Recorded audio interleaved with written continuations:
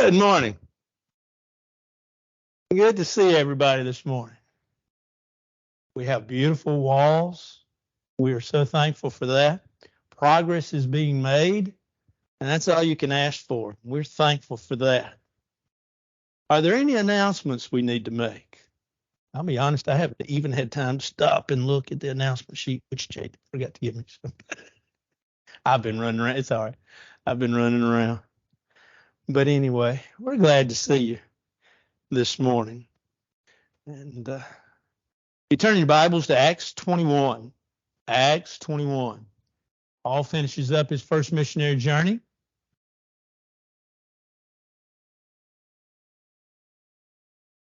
And we get a lot of his travels here right at the end. Of course, he's headed back home, if you will.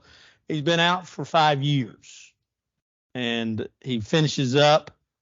He's had the riot, if you will. He's also he's going to have another one here before long in our studies. He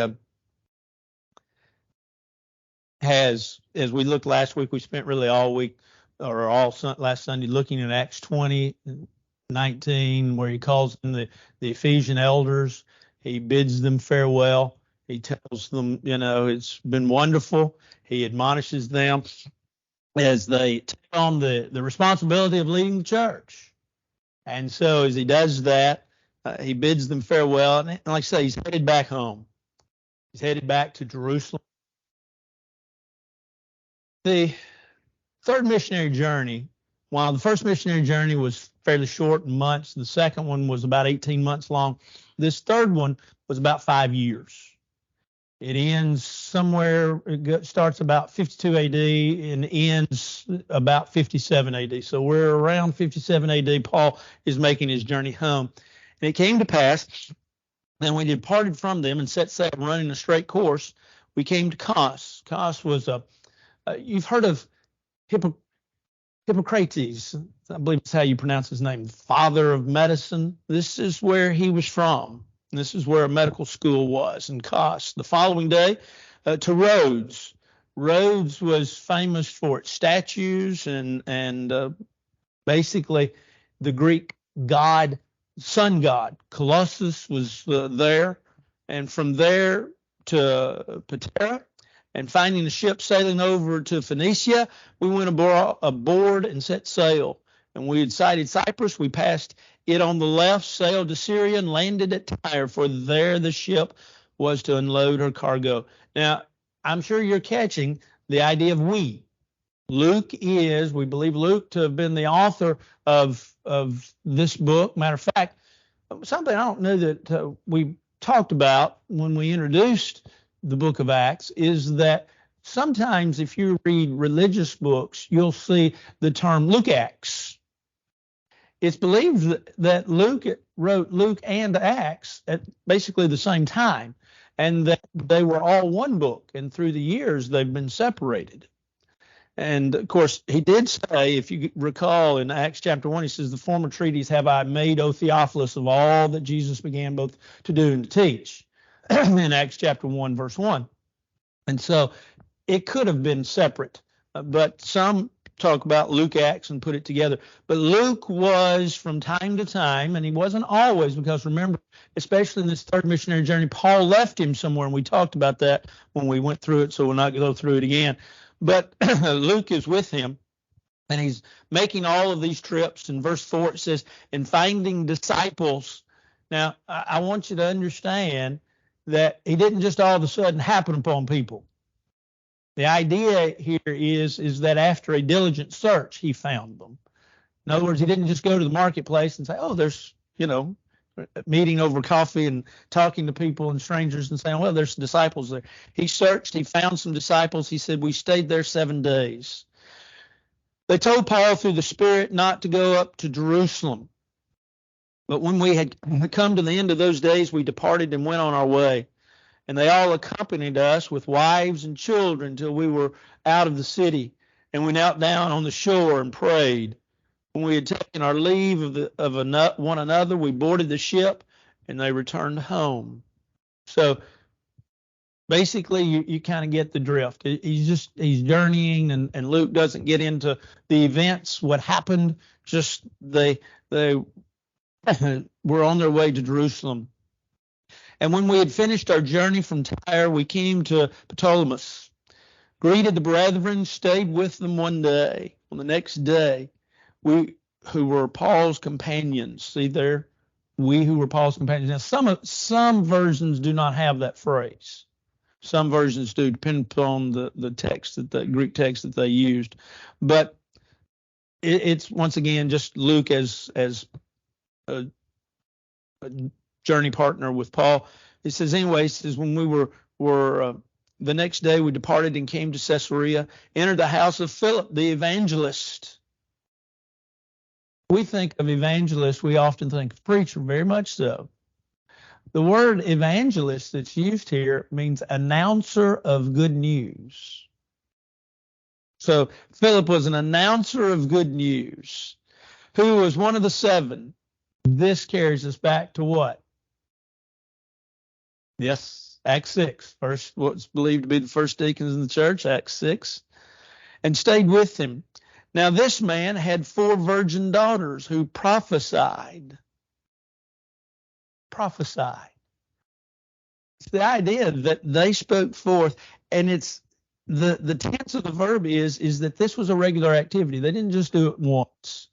Now, let's get on just a little bit of a sidekick here for just a minute, and because this is not what the lesson's about, but this verse sometimes is used to say, we can have women preaching in church and in the worship service.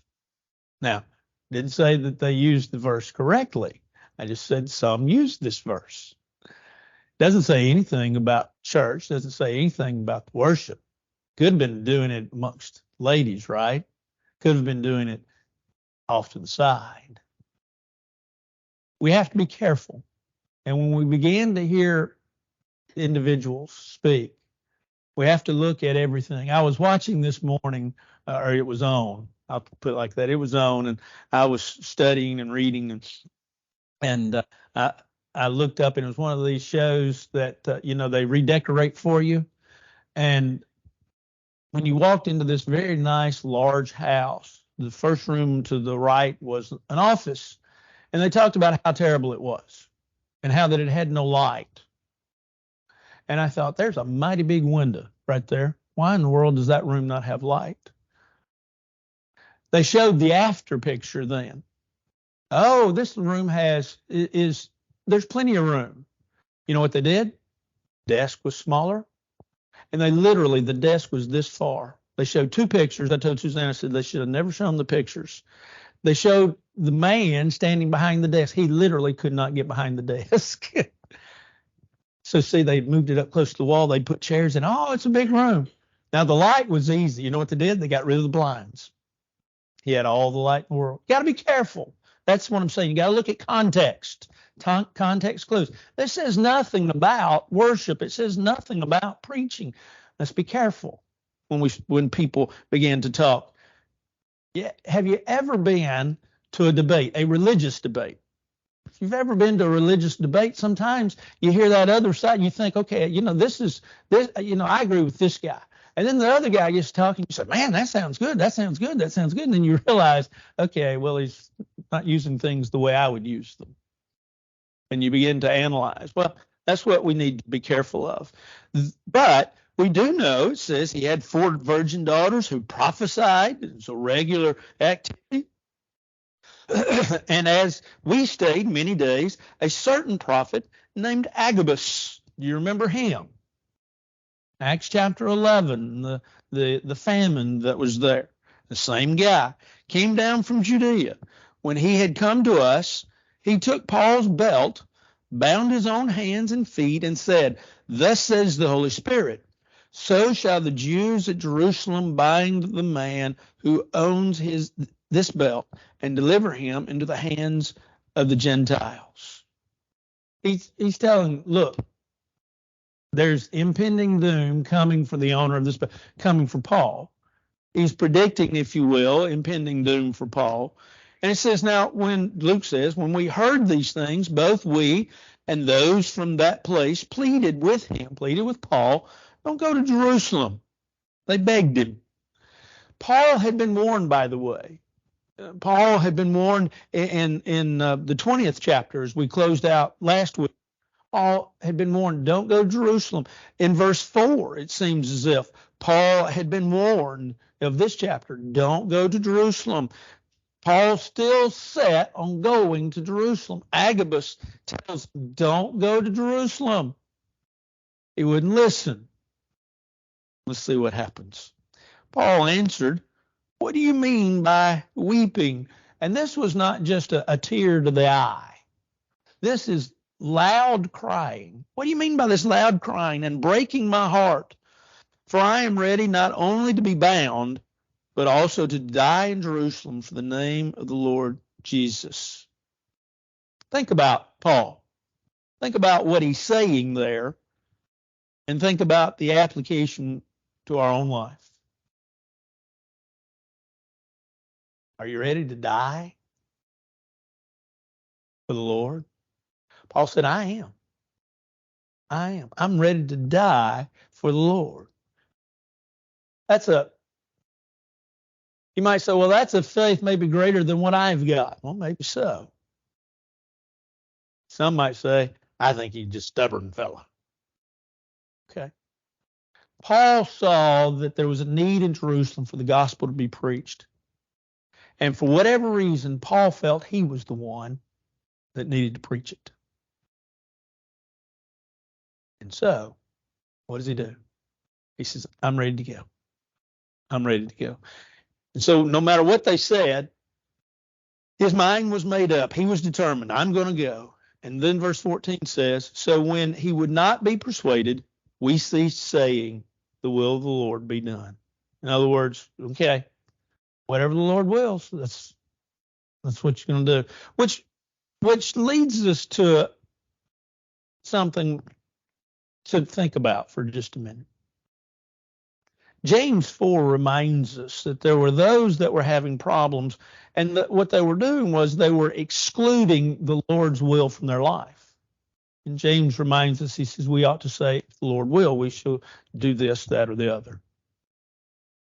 And the answer is, yeah, that's what we should do. We understand that what happens is the will of the Lord.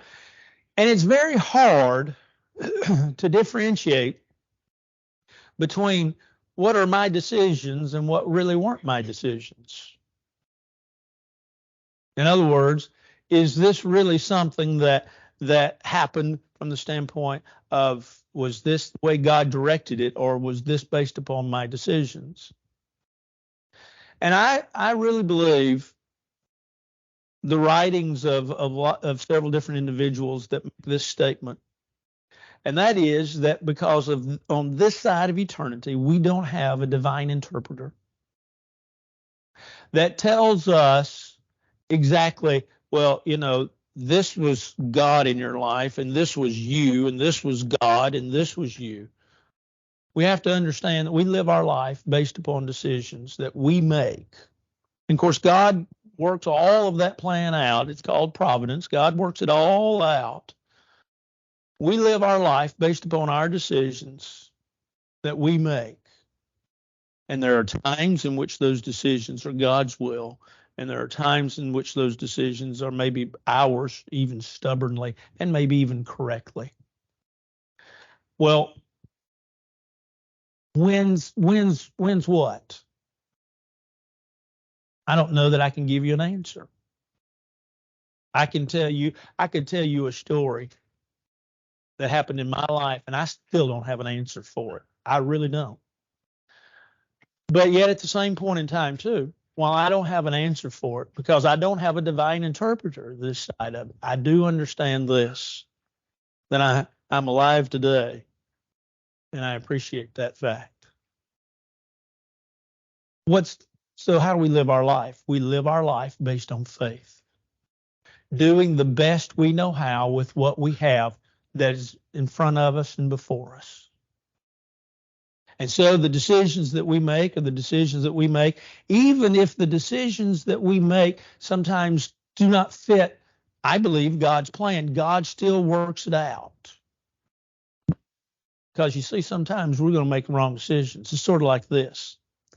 Every once in a while, my wife will give me a choice. What do you want for supper? Or what, what about you want to do this or do that? And when she gives me choices, sometimes, I'll choose B. And she said, no, we're going to have A. Well, why did I get a choice? Well, I wanted to see if you could get it right. Well, I failed. And that's the way I think God. So what do? We constantly pray, Lord, your will. Make sure it's your will and not mine. What you want from me and not what I want from me. And we walk by faith, doing what we know best. And that's I realize in that answer, there are things that you say, I don't have answers for. And I get it. And believe you, I've preached on providence of God many times, believe in the providence of God, studied it a bunch, and I still have those holes. And I know of men as well that have that same issue. Does God work? Yes. Does God still work today? Absolutely. I like something I read not long ago, and probably we will have a sermon, probably not this year, but next year, first of next year, on this very subject. But I was reading the other day, and a man said, there are things in my life that I don't know are, as we call them today, God things. But he says, whatever it is in my life, I want it to glorify God. And I think that's a tremendous attitude to have. That was matter of fact, that was an old college professor of mine that was not a Bible teacher that had written the other day that I read. But I think that's key to all this. Any questions, comments, suggestions, thoughts? So after those days, verse 15, we packed up. Luke says, Paul and the others, and we went to Jerusalem. So some of the disciples from Caesarea went with us, brought with them a certain Manson of Cyprus, an early disciple with whom we were to lodge. And we end the third journey. Luke says we had come to Jerusalem. The third journey is ended. One of the things to note, not only was the length of time, not only was the dedication to Paul's journeys and teaching the truth, and everywhere he went, teaching and preaching the gospel, but I also want you to realize something that you've probably realized many times before in your study, but be reminded, Paul was hardly ever by himself. Paul had folks that went with him. And that was tremendous. That's important. The power of two people, but the encouragement. Think about the encouragement. Paul ran into a lot of opposition. It wasn't folks that were sympathetic to Rome, and consequently, as we will see in the next little bit, those that were sympathetic to Rome didn't want to hear what Paul had to say because they thought Paul was a troublemaker. You had those, if you didn't have those, then you had those that were still of the Hebrew or the Jewish faith, and thus thought Paul also was a troublemaker because he was trying to overcome, divert, whatever you want to call it, faith that they had. So Paul was seen as an enemy almost by every side. He was shot from all sides by all different groups. And yet Paul kept preaching because he felt like the preaching of the Lord was more important than anything else in his life. And Paul needed, of course, encouragement to do that. Anything else? Okay, so they came to Jerusalem. The brethren received us gladly. There's a reception. There's a reception party for him. And on the following day, Paul went in with us to James. This is who? Do you remember? Whose half-brother is this? Jesus' half-brother, yeah. And all the elders were present. when he had greeted them, he told in detail those things which God had done among the Gentiles through his ministry. So Paul gives a missionary report, much like Brother Adriano did here recently, did a fantastic job. Appreciate him so much. Well, Paul gives his report. He says, we told them what we had done. And notice what he said. We told them that which God had done among the Gentiles. It wasn't what he had done, it's what God had done, but what he'd done to the Gentiles. And we've talked about several times, won't get into it, but you were considered Jew or Gentile. So in other words, everybody else. He says, and when they heard it, they glorified the Lord. And they said to him, you see, brother, how many myriads of Jews there are who have believed, and they are all zealous for the law. So here's what they said. There are thousands of Jews. They've obeyed. They're zealous for the law, but they have been informed about you that you teach all the Jews who are among the Gentiles to forsake Moses, saying that they ought not to circumcise their children or to walk according to the customs. You see, they thought Paul, the Jewish folks, thought Paul was threatening their faith. They still believed in the law. They believed in circumcision. We've talked a little bit about this before, but we practice generally as a society. Of course, you really have an option, but we practice circumcision among males, but we do it for medicinal purposes. The Jewish folks did it. Why? Because it was what? It was a sign of who they were and of their faith and their commitment and the law under which they lived. There are things that are done today. Notice what it says, that they did not walk according to the customs. Now, remember, that's not exactly true. Who did Paul have circumcised?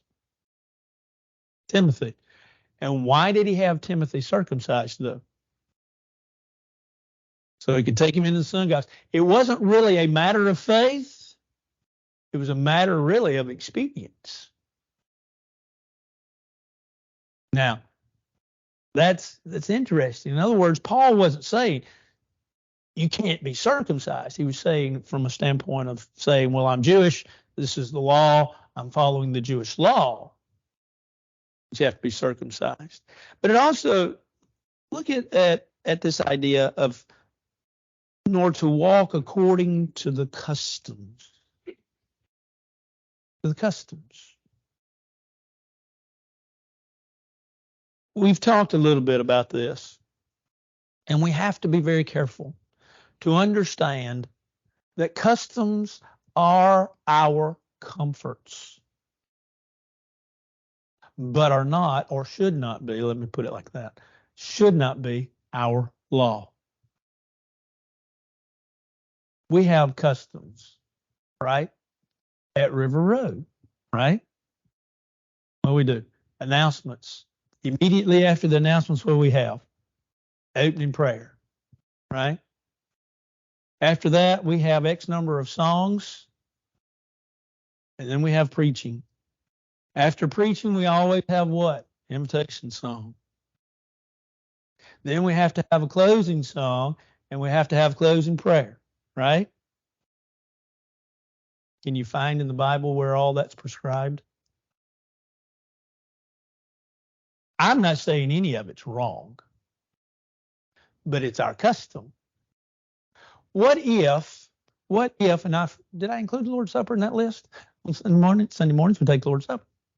But what if next Sunday, which is not part of worship though, but we asked Jay to make the announcements after it's all over with? Will you get upset? It's not when it's supposed to be. It's custom. What if we decide, instead of having an opening prayer and closing prayer, say on Sunday night, let's make it a little more complicated. Instead of an opening prayer and closing prayer, we have an opening prayer, middle prayer, and a closing prayer. It's not supposed to be. Well, why not? Well, we've always, it's custom. Customs can change. Now, should we pray in worship? Absolutely. Should we partake of the Lord's Supper on the first day of the week? Every first day of the week? Absolutely. Should we sing? Absolutely. We're not saying any of it's wrong. We're just saying we do by virtue of order, customs. We do it with a lot of things. Customs. And so when you think about it, it was interesting. I saw a survey this week of 200 and I think when I saw the results, it was over 267 preachers. I think it was 267 preachers, Church of Christ preachers. So you don't, and I don't know where they were located. But here was the question. The question was, do you have Sunday night service? And what type of Sunday night service do you have? You know, everybody's telling us that Sunday night services are dead and we shouldn't have services. Of the 267 preachers that answered the survey, like I say, I don't know who, don't know where they're located, so forth and so on. But of the 267 preachers that answered it, and you would estimate or guess that that's 267 churches in our brotherhood, which granted, that's not as many as we have, but 93% of them still have the traditional custom, 2 or 3 songs, preaching, 2 or 3 other songs, and go home. 93%. And of the 7% that don't, a big percentage of those are still doing something, whether it's small groups or something else. And so sometimes we get to thinking, customs are gone and so forth and so on. No, it's just, but this is the accusation against Paul. It's not so much the customs of the assembly, but the customs with regards to especially the law and especially with regards to circumcision. Anything. So here comes, of course, this, if you will, these statements. What then? We're still continuing. What then? The assembly must certainly meet. Now, the assembly must certainly meet. If you're reading other than, say, King James, New King James, it may not be in there. It's omitted in certain versions. But it says, what then? For they will hear that you've come. Therefore, do what we tell you. We have 4 men who have taken a vow. What kind of vow? Anybody know? Nazirite vow. What do you remember about the Nazirite vow? Don't cut your hair. Don't drink alcohol. Don't touch anything that's dead. Yeah, don't blood. Yeah. All found in you remember what book of the Old Testament? Book Numbers. Numbers chapter 6. This was something that was practiced. It was a ceremony, if you will, in many ways. It was a purifying ceremony, a cleansing ceremony, because what you did is you abstained from these things, just as we've mentioned. But then afterwards, you offered a sacrifice. And it was a period of cleansing, if you will, a period of rededication. And so you would offer a sacrifice, and also you would offer a sacrifice of, for lack of a better term, grain sacrifice, really. But then you would also you would, like I say, you wouldn't shave your head and so forth, but you would also offer a burnt sacrifice. So you did this, and notice that they said, we have 4 men who have taken a vow. Take them and be purified with them and pay their expenses so that they may shave their heads and that they all may know that those things of which they were informed concerning you are nothing, but that you yourselves also walk orderly and keep the law. They wanted Paul to do this Nazirite vow. In other words, Paul, we want to see, where you stand.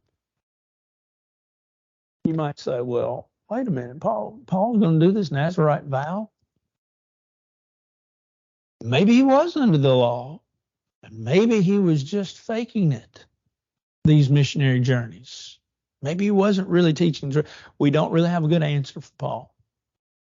Now, there have been some that have said, well, Paul, in a moment of weakness, he gave in. Some explain the verse this way: it's never happened. They wanted it to happen, but it never happened. There are some that said that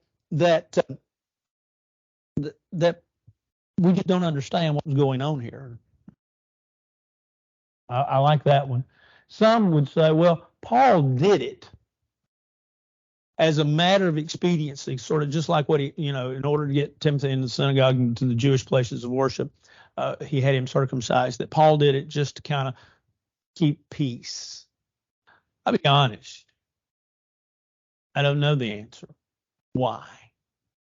It doesn't really tell us. But this is what they wanted. And so, notice what it says.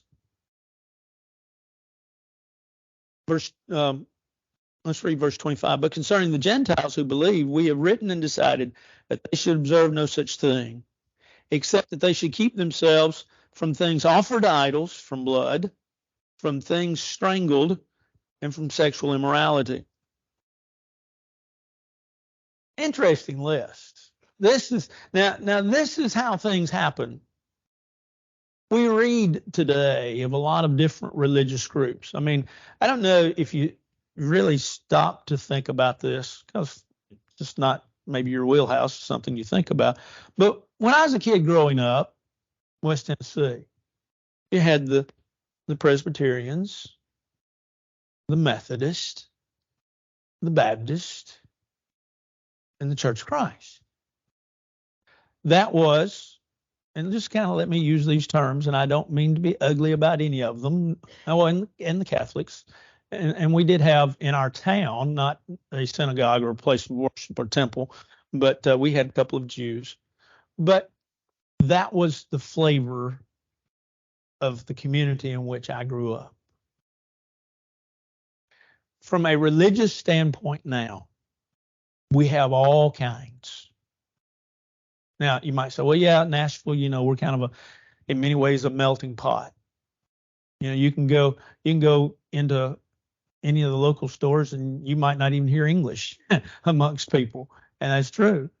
We had folks that did our wall for us, both sides, painted it. And we had two individuals that were mudding it for us. And Friday night they came in and they set the alarm off, and they do not speak English. They spoke Spanish. I had tried to converse with them, and I realized that. And Steve called me and said, hey, can you go see about it and reset it? And I said, sure. And so I did. And but I came in and he was as cute as could be. And I try to make sure that, like all the painters yesterday, I thanked every one of them that I saw. I'm not sure I got everybody, but just so that they understand, we're not mean people. And anyway, but the little fella came in and I was resetting the code, and he said, woo, woo, woo, woo. Yep. He was cute. He's fine fellow, good worker, hard worker. He and the little girl, hard worker. Well, we do these things, and we see them, and we understand that sometimes we come up with things and we don't understand it. And that's part of this text. But these people had set this law. This is what we want. Now, you get into the religions of today, and that's what some of these groups are. Now, Baptists, there's different. There's American Baptist around these parts. There's American Baptist and Southern Baptist and Independent Baptist, and there's Primitive Baptist for the most part. Now, I'm sure there's others. Maybe we should say fifth, others. Mostly you have Southern Baptist in this area. Well, what are the Southern Baptists? Well, they have a convention, Southern Baptist Convention. They have president, so forth. So the organization thereof is not something we read about in Scripture. Presbyterians have the same.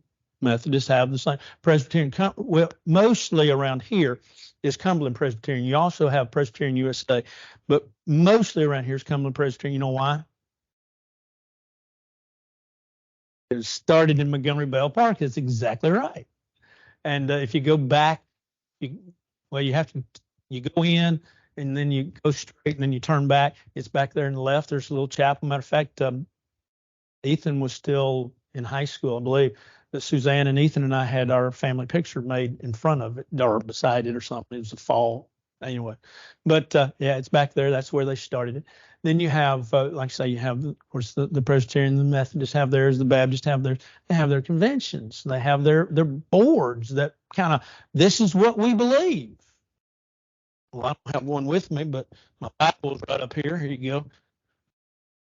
This is what I believe. And this is what I follow.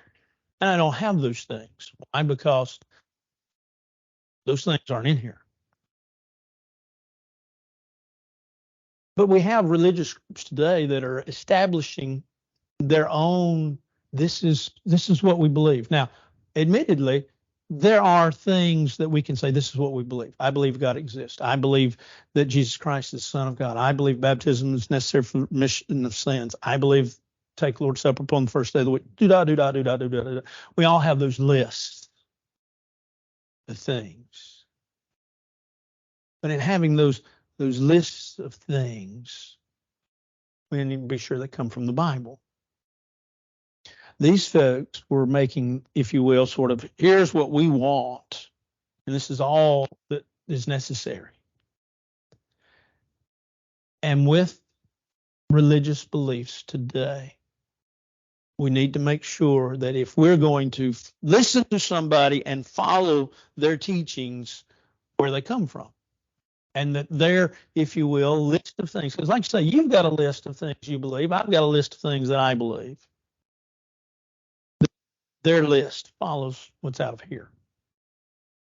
And that was a problem. But notice the interesting, if you will, things right there at the last of this paragraph, verse 25. It says, here's what we want you to do. It says, don't observe any such things. He says, except keep yourselves from things offered to idols, from blood, from things strangled. You remember that? Acts 15, Council of Jerusalem, they kind of decided that sexual immorality was something that seemingly was thrown in a little later. Where do you think that might have come from? Where in the Bible does it talk about sexual immorality? And there seemingly was a tremendous problem with it. Corinth. Yeah. Which Paul would have written to and possibly even gone to on his third missionary journey.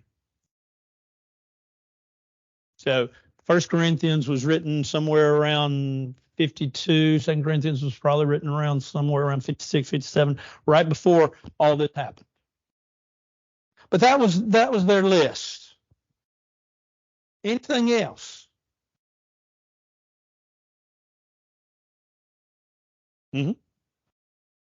I wonder. That's a good question. It's a good question. I wonder. And so I wished I knew the answer to that. Has anybody studied that to know? It's a tremendous question. Yeah. Yep. Yeah, they have. They have. It's interesting to study the history of them, to study the history of the Mormons, study the history of the Presbyterians, the Methodists, just to see where they came from. But yeah, it's a great question. Anything else?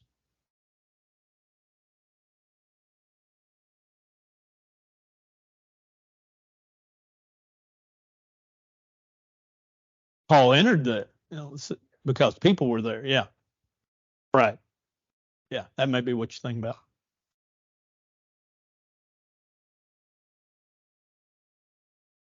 Then Paul took the men the next day, having been purified with them, entered the temple to announce the expiration of the day's purification, at which time an offering should be made for each one of them. So you're getting the flow of what's going on. Now, when the 7 days were almost ended, remember we said it lasted for 7 days, this Nazirite vow.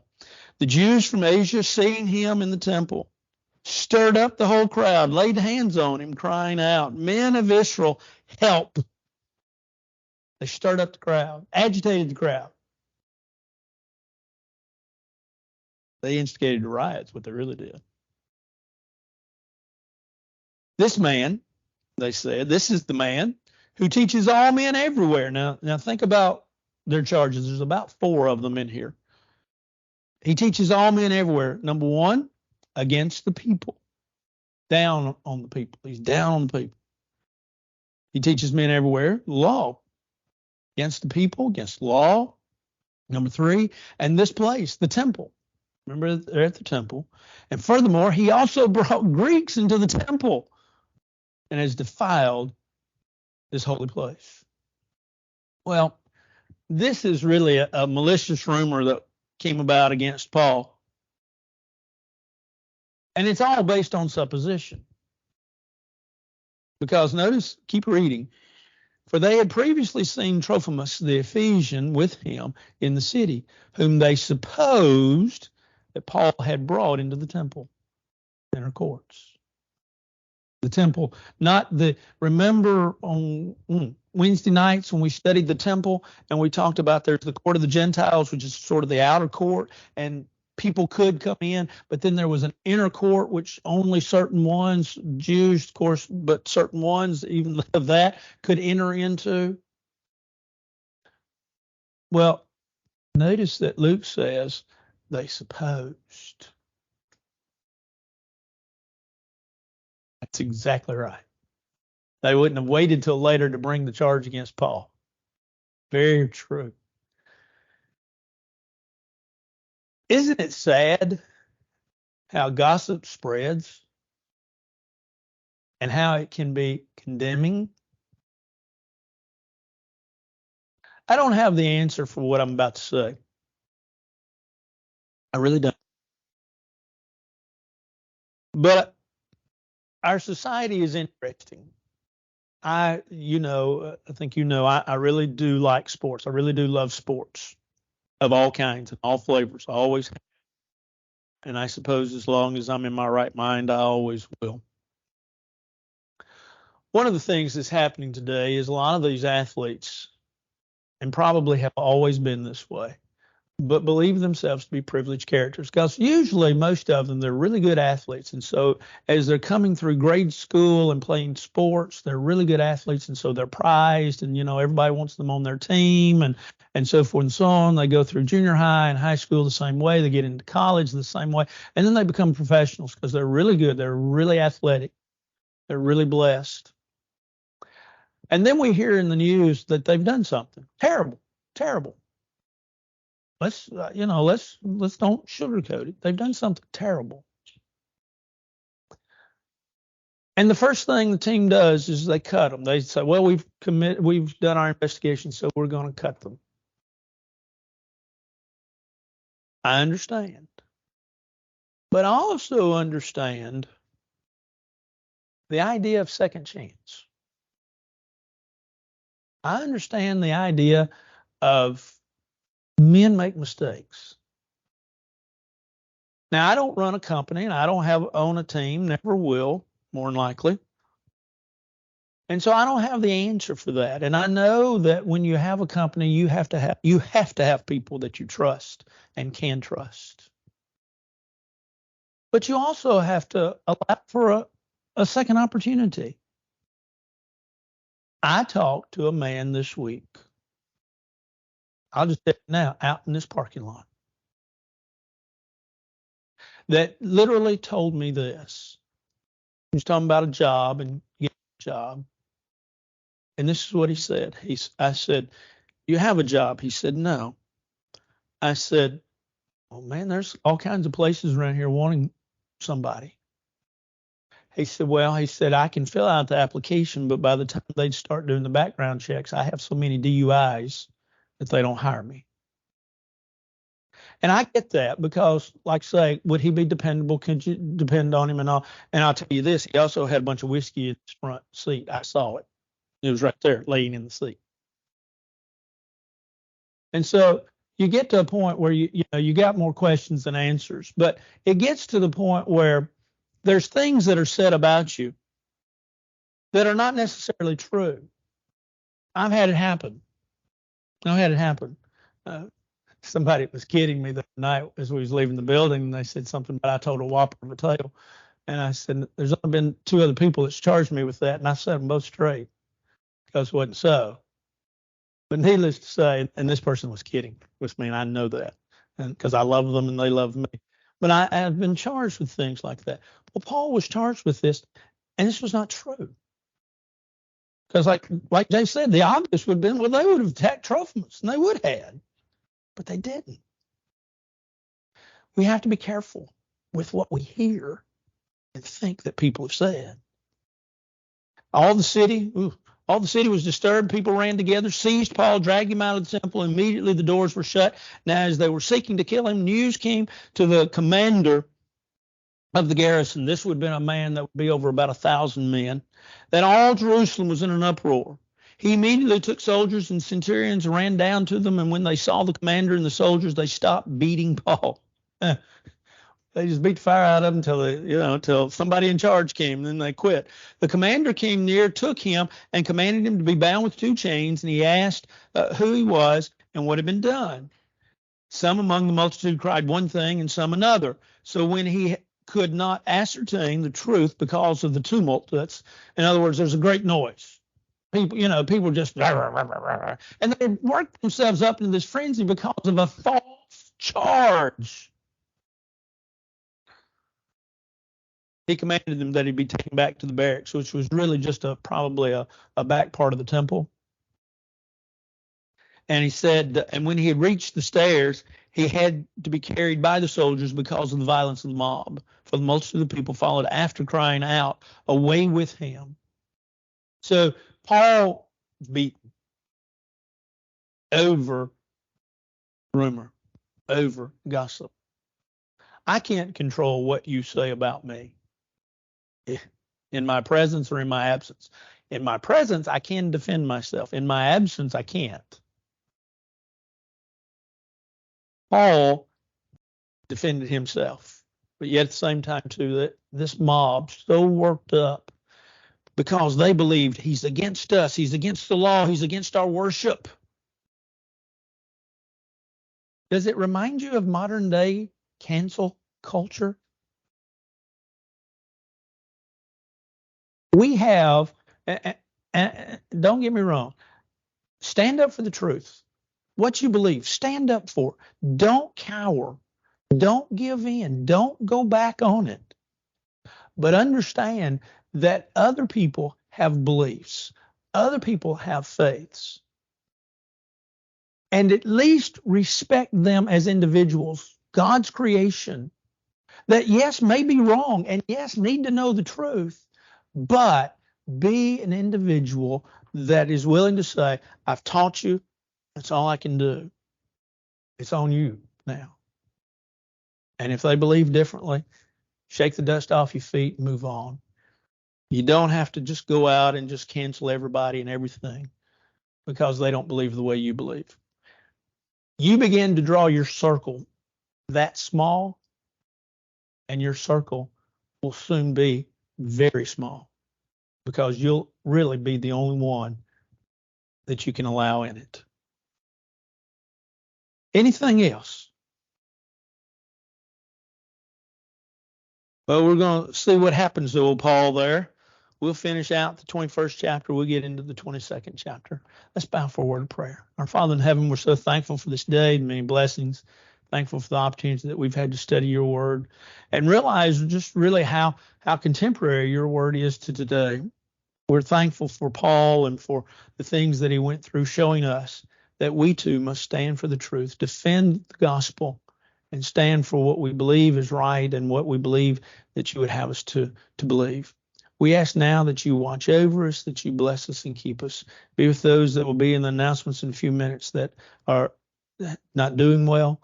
And we ask that you take care of them as well. Be with us and hold us as we hold to you. For this is our prayer in Christ's name. Amen. Y'all have a great week. Thank y'all.